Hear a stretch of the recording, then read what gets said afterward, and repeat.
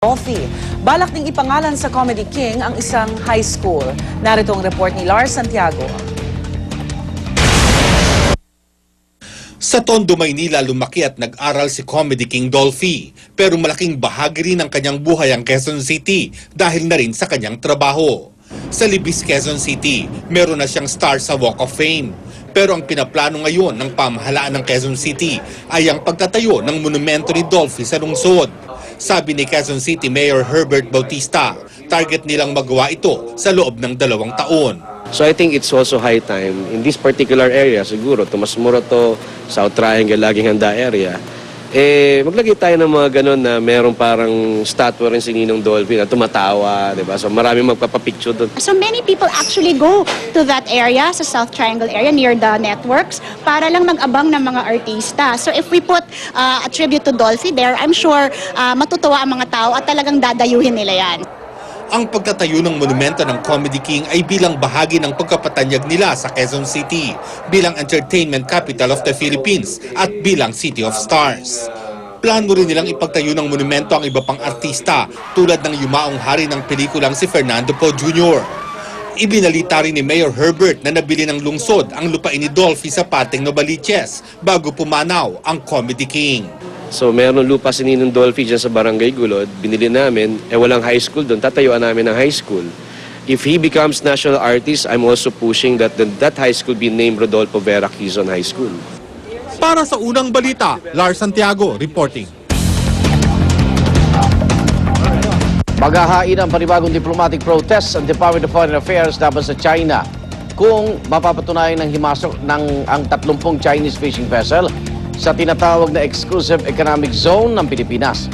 Pinag-aaralan na rin daw ng palasyo kung dapat nang pabalikin ang ating mga sasakyang pandagat sa West Philippine Sea. Darito ang report ni Tina Panganiban Perez. Hindi pa matiyak ng Department of Foreign Affairs ang eksaktong kinalalagyan ng may 30 barkong pangisda ng China na iniulat na nasa Kagitingan o Yongshu Reef. Pero oras na mapatunayang nang himasok ang Chinese fishing fleet sa 200 nautical mile exclusive economic zone ng Pilipinas, maghahain daw ang DFA ng panibagong diplomatic protest laban sa China. Ayon sa DFA, ang Kagitingan Reef ay nasa Kalayaan Group of Islands na bahagi ng teritoryo ng Pilipinas. If they go to our exclusive economic zone to fish, therefore they are violating our sovereign rights in our exclusive economic zone, where only the Philippines have an exclusive right to exploit, explore, and manage the resources in that zone. We will file a protest. Sa ulat ng government-owned news agency na China Network Television, nagsimula ng mangisda ang mga fishing vessel. Kaya't magtatagal daw sila ng humigit kumulang 10 araw sa Kagitingan Reef. Kasama sa fleet ang isang patrol vessel at 3,000 toneladang supply ship. Mungkahi tuloy ni House Defense Committee Chairman Rodolfo Biazon, pabalikin ng Pilipinas ang mga sasakyang pandagat nito sa paligid ng West Philippine Sea. We should send back our Coast Guard and the Bureau of Fisheries and Aquatic Resources ships to the area and allow our fishermen to go back there and fish. If needed, they should be escorted by our Coast Guard or the Navy if necessary. Pero ayon sa palasyo, pag-aaralan pa raw nila ang mungkahi ni Biazon. Our policy is to de-escalate tensions. Yung pinag-aaralan pa pinag-aaralan pa kung ibabalik ang mga sasakyan. If ever magbabalik ng sasakyan, again, wala pang decision, hindi ho tayo maglalagay ng ating cutter. Pero hindi na raw palalakihin pa ng Pilipinas ang issue ng pagsadsad ng Chinese frigate o warship na Dongguan 560 sa Hasa-Hasa Shoal sa West Philippine Sea na nakuna ng aerial reconnaissance ng AFP Western Command itong Sabado. We will not purposely or intentionally aground a billion-dollar vessel. So I guess something went wrong in their navigational equipment. Or it was a boat captain's error. Pero bukod sa Kagitingan Reef at Hasa-Hasa Shoal, may namataan ding paggalaw ng China sa Subi Reef na malapit lang umano sa Kalayaan Group of Islands. Sa kuha ng AFP Westcom nitong Mayo, makikitang tinayuan ng mga modernong struktura ng China ang Subi Reef. 4 na palapag nga ang kanilang gusali na may dome-type na antena at helipad pa. Isang barko ng Chinese Navy raw ang nakaangkla sa loob ng Subi Reef at may lighthouse pang itinayo sa lugar. We are monitoring them. In fact, we have reports that they are in Subi Reef. Some of them are in Subi Reef.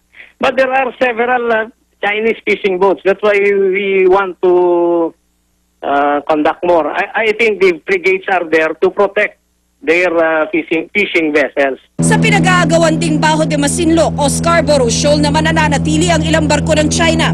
Namataan daw sa labas ng lagoon ang 3 barko ng pamahalaan ng China, pati na 2 barkong pangisda nila.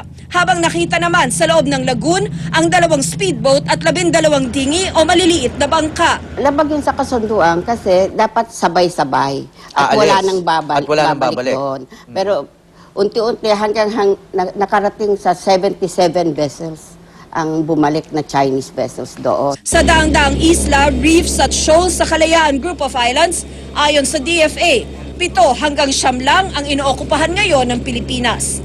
Para sa unang balita, Tina Panganiban Perez reporting. I am ready. Serbisyong totoo ng GMA News. Alamin na po natin kung ano magiging lagay ng panahon ngayong araw mula sa ating resident meteorologist na si Ginoong Nathaniel Cruz. Mangtani. Salamat, Rhea. Mga kapuso, isang bagong namumong sama ng panahon sa loob ng Philippine Area of Responsibility ang ating binabantayan ngayon. At dito nga sa satellite image ng Weather Central, makikita natin yung low pressure area dito sa may silangang bahagi ng ating bansa. At sa pagtataya ng Pag-asa, huli itong namataan sa layong 1,030 kilometro dito sa silangan ng Central Luzon. Malayo pa po ito sa kalupaan ng bansa pero hindi pa natin inaalis ang posibilidad na ito ay magiging isang ganap na bagyo dahil nasa karagatan po ito at malaki ang tsansa nitong lumakas. Unang-una po ay dahil mayroong isang namumong sirkulasyon diyan sa may bahagi na yan kaya naroon po yung posibilidad na ito ay magiging isang bagyo sa mga susunod na araw. At dahil sa LPA na yan, makikita natin dito sa ating rainfall forecast na makakaranas ng madalas sa pag-ulan ang katimugang bahagi ng Luzon, ang Visayas at Mindanao, lalong-lalo na yung silangang bahagi. At doon po sa ating mga kababayan na nandiyan sa may silangang bahagi ng Visayas at Mindanao, maging handa po kayo sa mga posibleng pagbaha at landslide. At dito naman sa Metro Manila, maliit ang posibilidad na umulan sa umaga. At magiging maalinsangan nga po ang panahon, lalong-lalo na sa tanghali.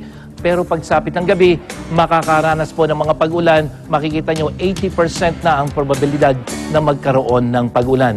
At para naman sa iba pang lugar sa Luzon, tuloy-tuloy po yung mataas na posibilidad ng pag-ulan, katulad yan sa Baguio at yan dito sa may Puerto Princesa.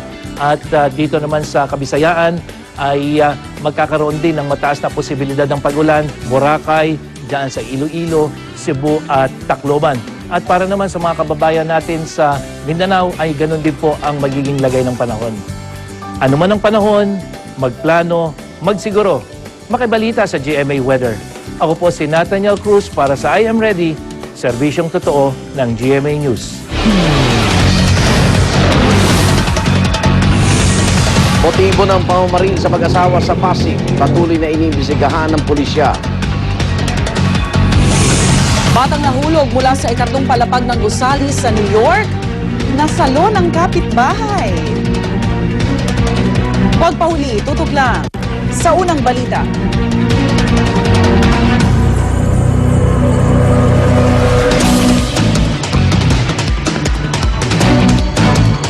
There's smoke, there's fire. Kaya lagi kaming nakasunod sa mga nagbabagang issue. Mula sa mga balitang kamangha-mangha at kahindik-hindik, pati mga kwentong kakaiba at nakaaantig at mga kontrobersyang pinag-uusap at inabangan. Ihahatid ng mga hindi ordinaryong taga-kwento.